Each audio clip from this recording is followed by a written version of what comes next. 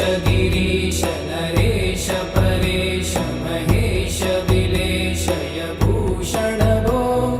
साम्ब सदा शिव शम्भो शङ्कर शरणं मे तव चरणयुगम्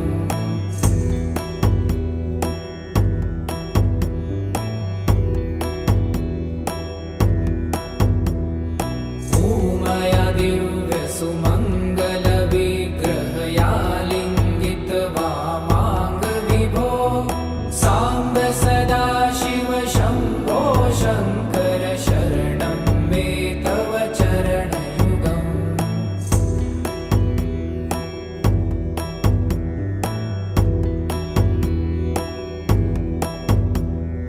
दूरीकुरु मामज्ञमनाथं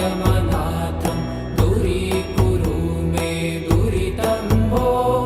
साम्ब सदा शिव शम्भो शङ्कर शरणं मे तव चरणयुगम्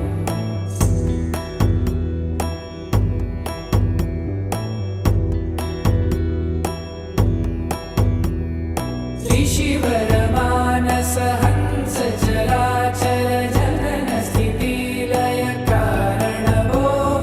साम्ब सदा शिव शम्भो शङ्कर शरणं मे तव चरणयुगम्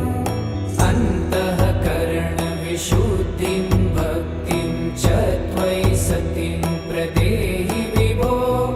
साम्ब सदा शिव शम्भो शङ्कर शरणं मे तव चरणयुगम्